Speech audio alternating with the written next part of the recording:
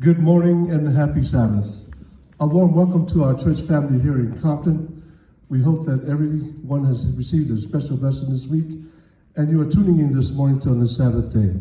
Wherever you may be watching or listening to this program, whether it be local or global, stay connected with the Holy Spirit and receive a special blessing this morning through music and the Word of God.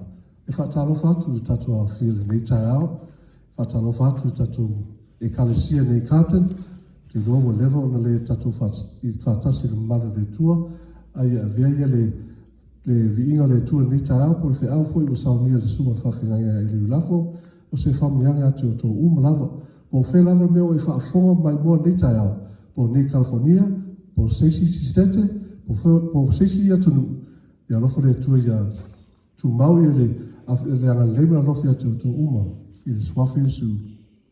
Amen.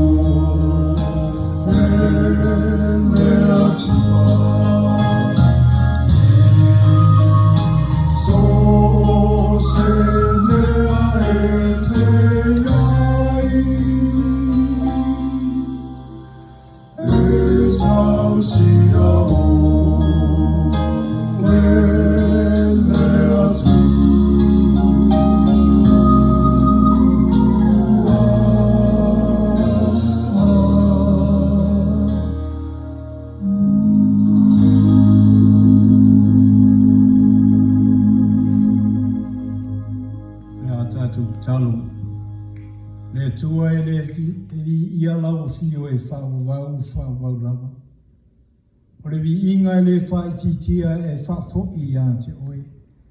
Whaftaile nei lau lau me nei awa noa e whawanoa ina nei Sabbath.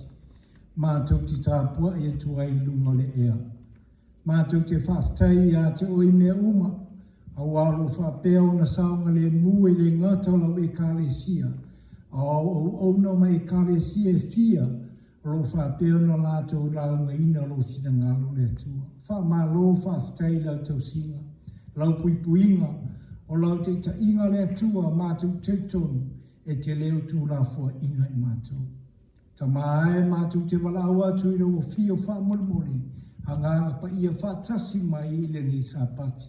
Se te au le a mātou wha whafonga I ai le ni sapati. Ia wha peo na avea o se lu I tau I ai mātou. E tā pena ai whina ngalo mo mātou roto. I le aso I te fio mai ai. Mātou wala au lea I lo suafa pele Yesu. Amen. I want to thank the guys for the special music this morning. It's good to have you joining us this morning from wherever you are. We are ever grateful and thankful that we have this platform to be able to, although it's, I guess, a more monologue because it's only one person speaking from this end, but we're thankful for the comments and the engagement that you have with the page and the messages each Sabbath and the views. So certainly want to thank you for coming by and just acknowledging that the words and the messages and the songs and everything that's being projected on the sent forth on the World Wide Web is being received by people. So we are thankful once again as the Compton Samoan Church. We're thankful that you're able to join us this morning. You know, I thought about a message for this morning. Actually, I knew what I wanted to preach on in light of what's going on here in the United States, particularly in Minneapolis, and the injustices that are happening to African-American males. And probably at some point I will make I'm going to preach on that. And but with so many emotions running high, I would choose to preach on that at another time. And but we just pray that God will use today's message to give us an awareness also of what we ought to do as a church body, and what we ought to do as a church body in terms of our service to the world.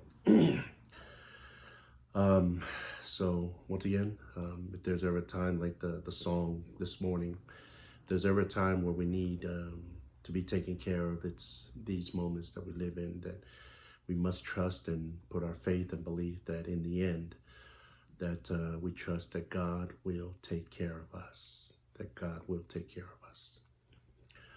So I'm going to invite you. There are a few texts that I'd like to read this morning. I'm going to invite you to follow along as I read from the book of Mark chapter 16, verse 14 through 18. Mark chapter 16, verse 14 through 18.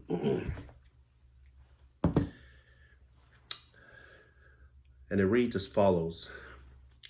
Later he appeared to the 11 as they sat at the table, and he rebuked their unbelief and hardness of heart, because they did not believe those who had seen him after he had risen. And he said to them, "Go into all the world and preach the gospel to every creature. He who believes and is baptized will be saved, but he who does not believe will be condemned. And these signs will follow those who believe. In my name they will cast out demons. They will speak with new tongues. They will take up serpents. And if they drink anything deadly, it will by no means hurt them. And they will lay hands on the sick, and they will recover."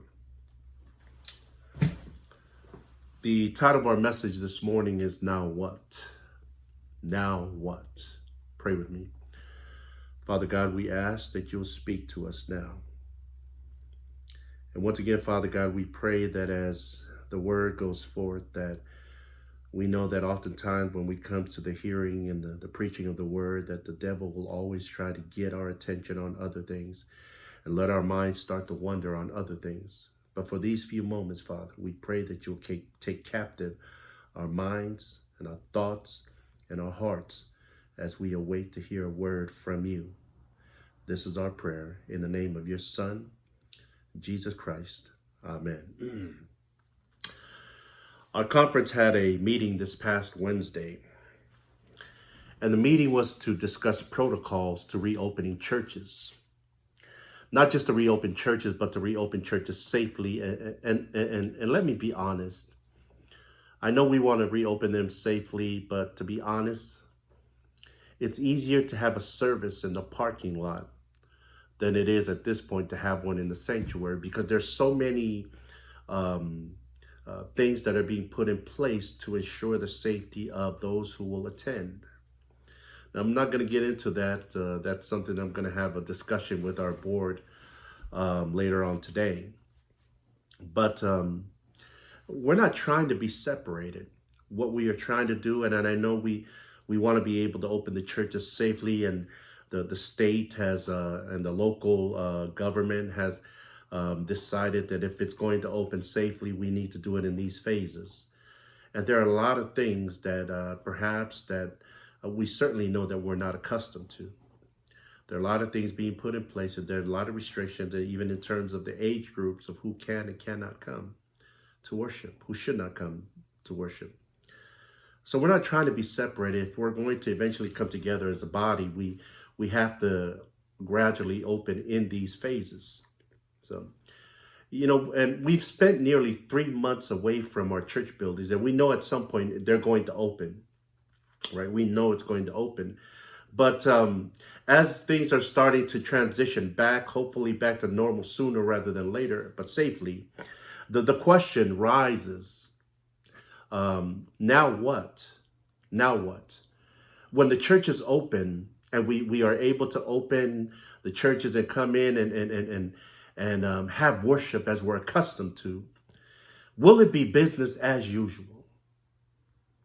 Will it be business as usual?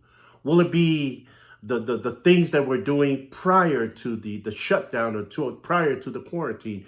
Will it be business as usual? When Jesus was crucified and the disciples scattered, there may have been this prevailing feeling among the disciples and those who followed Jesus religiously. There must have been this feeling, now what? We followed this man for nearly 3.5 years, and we just watched him get beaten and crucified, and now he's dead, and we followed him for 3.5 years. Now what? And we know from the biblical narrative that some returned to their old line of work. Peter and his brother returned to their job as fishermen. And I'm sure that the other disciples returned to what was familiar to them as well. Because, doing things that don't require us a lot of thinking, because it was already familiar to us, there's a tendency for us to gradually go back to what is familiar to us when things don't unfold the way we want them to unfold. Because there are things that we can do with our eyes closed because we've been doing it for so long. And who knows?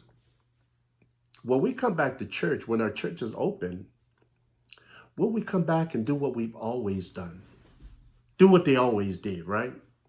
Business as usual. Come back to church and say what they've always said. Sing what they always sang. Sit where they always sit. Pray what they've always prayed. Maybe preach what they've always preached. You see, when we're confused, we go back to what is familiar, what is comfortable. We go back to what is easy. Now, I don't think the disciples had a clue what Jesus was going to ask them to do. Remember, they fled when he was crucified. And then they hid because they were afraid. And some of them may have even been embarrassed because they followed a crazy man who said, "Eat my flesh and drink my blood," but now he's dead. This crazy man that said that he would destroy the temple and raise it up in 3 days is now dead. But the Jews knew that it took 46 years to build that temple. You see, Jesus had some outlandish teachings when you really think about it, right? If someone strikes you on the cheek, turn the other cheek. People are like, what? That wasn't happening because they were taught an eye for an eye and a tooth for a tooth. Sell all your stuff and come follow me. Sell all my stuff and come follow you. You have nothing to give me. And why am I going to sell all my stuff and come follow you? All the miracles of Jesus were not enough to sustain them, because now the miracle worker was dead. He raised others, but now it didn't look like he could raise himself. He saved others, but he couldn't save himself.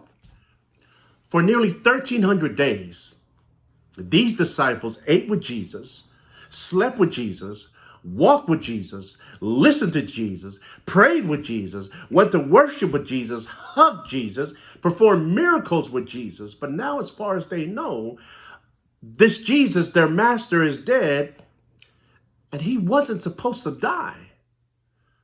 At least not until he set up his kingdom. Now what? You see, the disciples didn't think there would be a now what, to be honest with you. They didn't think that they would be asking this question, now what, right? And I wouldn't blame Jesus one bit if he had kicked those guys to the curb, right? Because at a time when Jesus needed them most, they went ghost. At a time when Jesus needed them most, they went ghost. So Jesus is buried Friday evening before Sabbath. He rests in the tomb on the Sabbath. And then God sends the angel to roll away the stone after Sabbath and to wake his son. And then the women come early on the first day with perfume to anoint his body. But when they get there, the tomb is empty. Jesus shows himself to the women and instructs them to go get the disciples and make sure you tell Peter to come too. Now, here's where I want to move with today's message. And for us as Seventh-day Adventists, or for Christianity in general, and for us as Seventh-day Adventists, I'd like to speak to you. There are two texts that drive and move us. And we know what these texts are. Revelation 14, the three angels' message, worship him who made the heaven and the earth. Matthew 28 verse 19, the Great Commission, go ye therefore make disciples of all nations. These texts are the mantra of Adventism. We have evangelism because we're supposed to. There are churches that vote whether they should have evangelism or not. Yeah, there are churches that vote whether they should have evangelism or not. I'm not talking about evangelistic meeting. I'm talking about evangelism. And you know what? That sort of thing should never, ever be voted. Any church that votes whether they should save people for Jesus should just go and do something else. Just close it. If you're voting whether you want to save people for Jesus, you know what? Just close it. Right? Because most of us know the text of the Great Commission is to go. Go. I'd like to read that. Matthew 28. I know some of you are professional, you memorize the entire Bible, but Matthew 28, verse 19 to 20. We know this text quite well. It says, go therefore and make disciples of all nations, baptizing them in the name of the Father and of the Son and of the Holy Spirit, teaching them to observe all things that I have commanded you. And lo, I am with you always, even to the end of the age. Amen.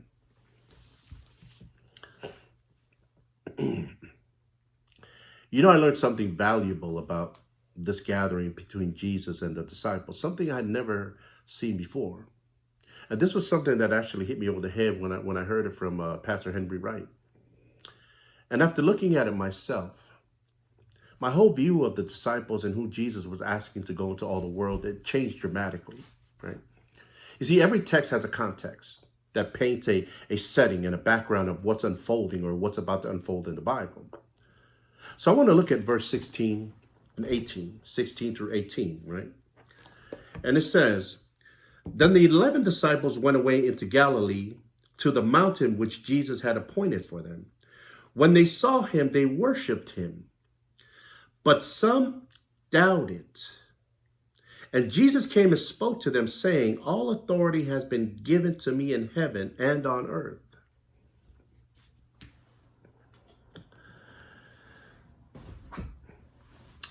There are 11 disciples there. There's 11 because Judas had already committed suicide. So there are 11, but Matthew is careful to put on there not all 11 are believers, because the text says that some doubted. So they doubted in verse 17. But in verse 19, they are told to what? To go make disciples. Go. Did all of them believe? No. Did Jesus say those who believe go, but those who don't believe stay? So it's clear from the text that Jesus is commanding all 11, including all 11, these imperfect, incomplete, messed up men, to go and make disciples. You see, we have this idea that perfect and mature people are the only ones that should be serving God, that should be going. Because those 11 sure did not fit that mold of perfection and maturity. But Jesus tells them to go. Now, there are a couple of other companion texts. Now, these texts are different. They're a different version of the Great Commission. Mark chapter 16, 14 through 18. I believe we read that, but I'm going to reference that again. Mark chapter 16, 14 through 18. Later he appeared to the 11 as they sat at the table, and he rebuked their unbelief and hardness of heart, because they didn't believe those who had seen him after he had risen. And he said to them, go into all the world and preach the gospel to every creature. He who believes and is baptized will be saved, but he who does not believe will be condemned. And these signs will follow those who believe. In my name they will cast out demons. They will speak with new tongues. They will take up serpents. And if they drink anything deadly, it will by no means hurt them. They will lay hands on the sick and they will recover. So Mark's version of the Great Commission is a little more detailed. Jesus rebuked their unbelief, but Mark adds something else in verse 14. Mark says that they were hard-hearted.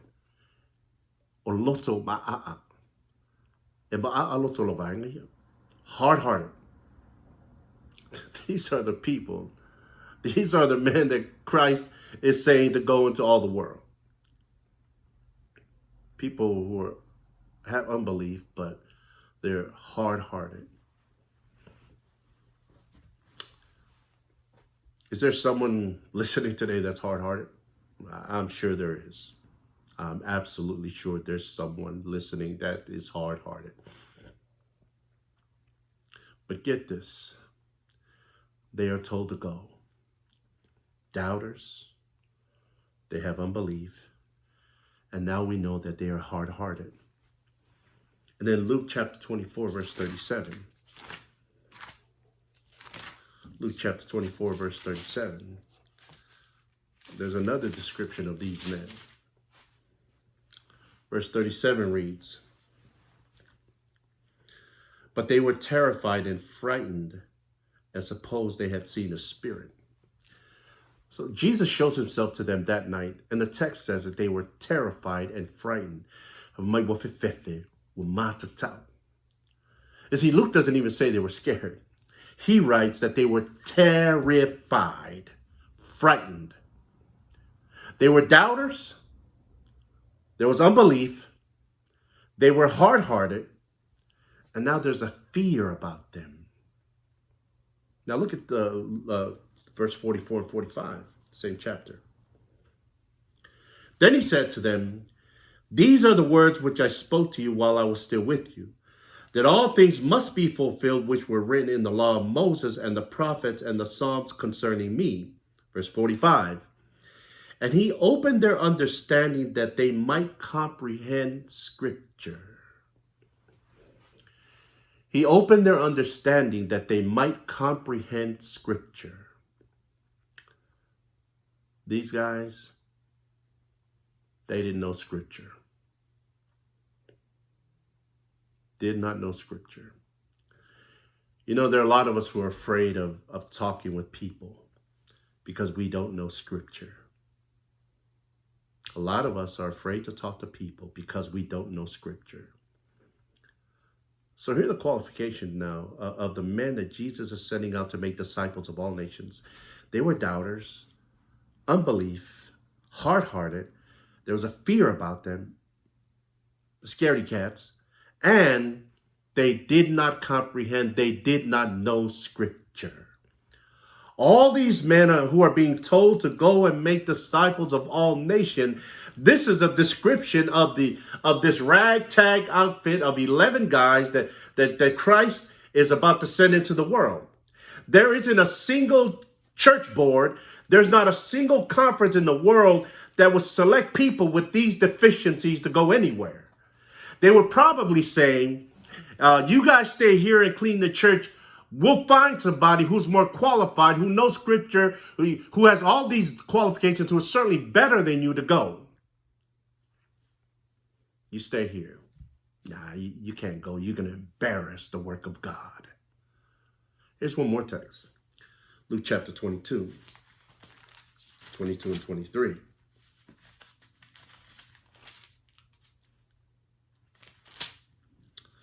This is actually before the cross, but I still believe it applies here. Luke chapter 22, verse 22 and 23.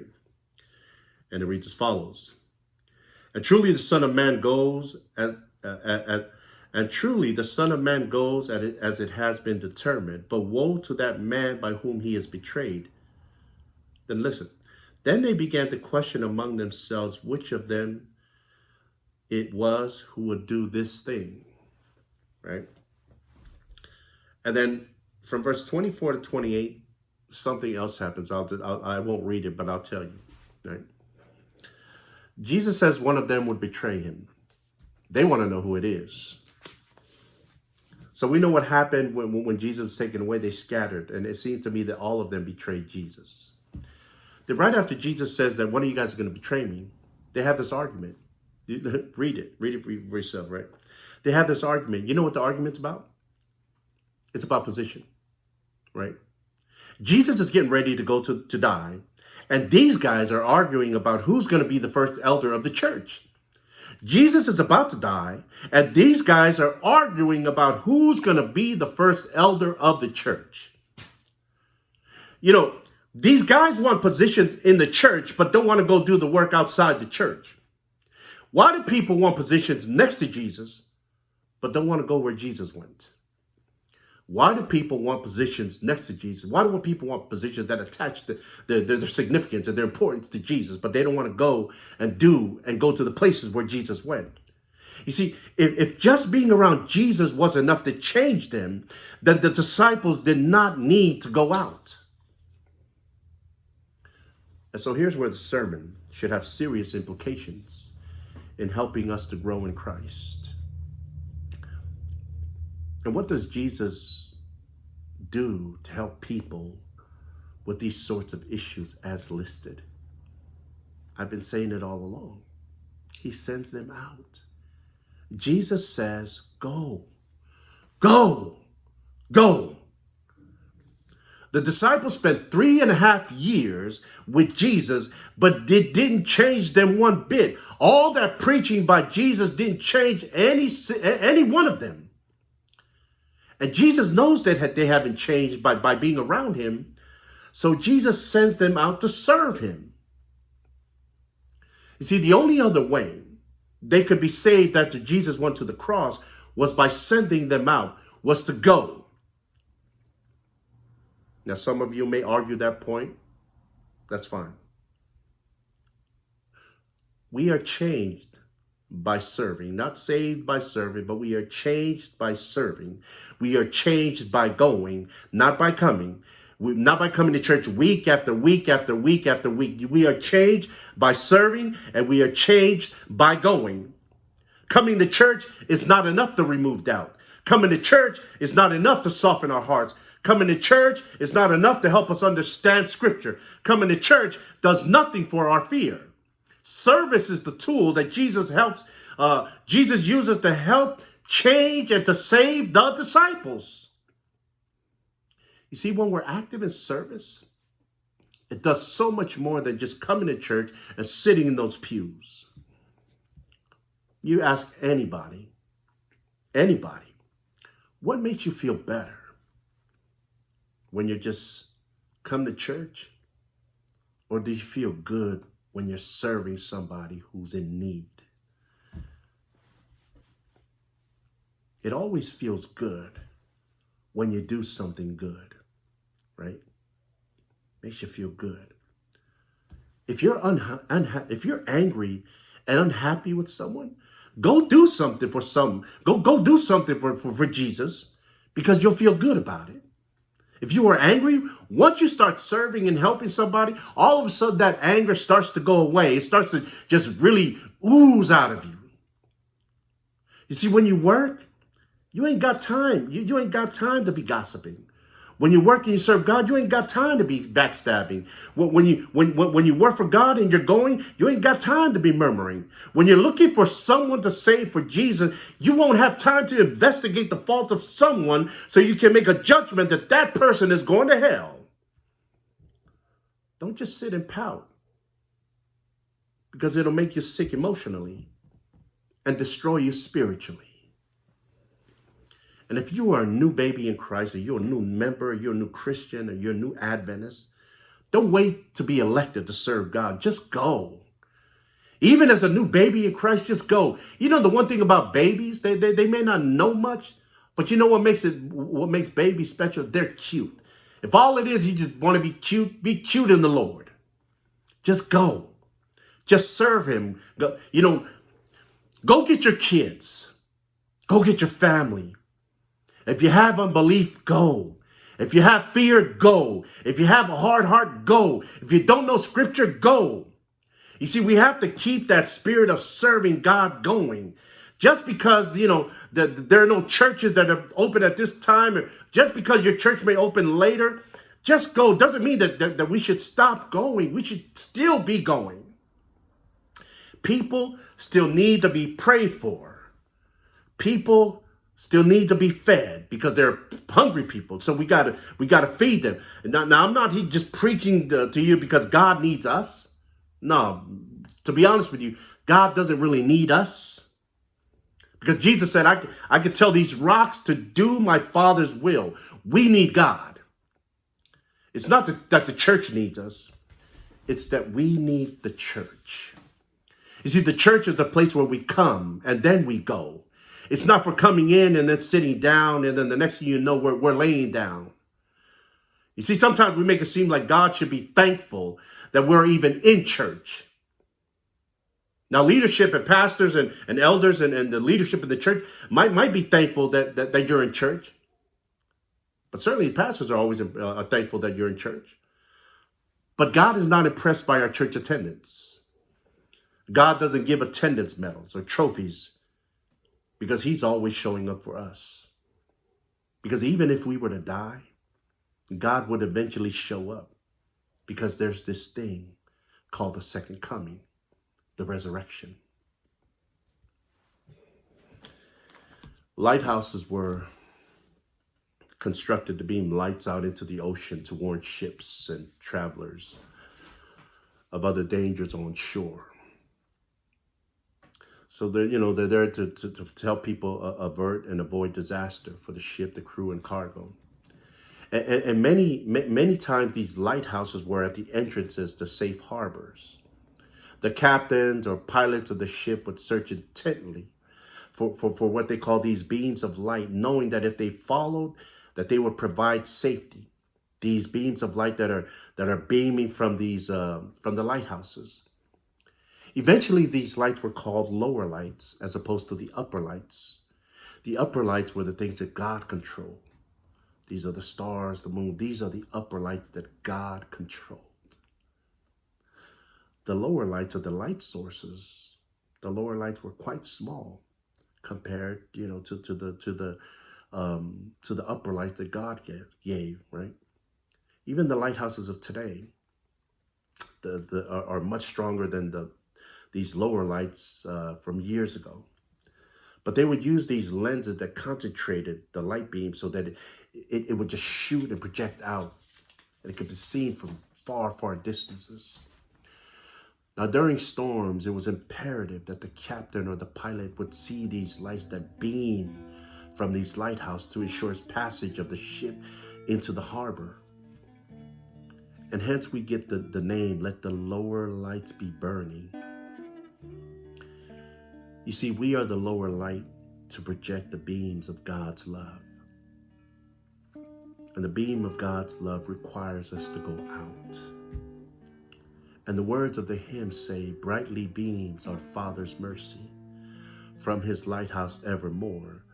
But to us, he give the keeping of the lights along the shore. Let the lower lights be burning, send a gleam across the wave. Some poor fainting, struggling seaman, you may rescue, you may save. You see, we are the lower lights, and God has entrusted us to keep those lights going until he sends his son to take us home. In the meantime, the sun hasn't come, but we must go. We must go. We must go, church family. Wherever you are, you ain't got to go across the globe or across the ocean. Go to the neighbor across the street. Go to someone that God will put in your path today. May God bless you, and may God keep you. And may this message inspire us to go to wherever God sends us. Let us pray. Father God, we want to thank you that we've been able to have a moment with you. We want to thank you, dear God, that you remind us that we are human beings who have deficiencies. We are human beings who have flaws. We are certainly human beings who don't have any qualifications to do a work that the angels desire to do. But we thank you that you've given and entrusted this work of going to us. May we be faithful. And although we are imperfect and there are certainly many, many things about us that would disqualify us, we are thankful, Father God, that you will use broken vessels such as us, Lord, to do thy bidding, to add more and more people to your kingdom. Until that time, Father, may you find us faithful until that great day. This is our prayer. Thank you for loving us, and thank you for forgiving us. In the mighty name of Jesus, our Lord and our Savior. Amen. God bless you.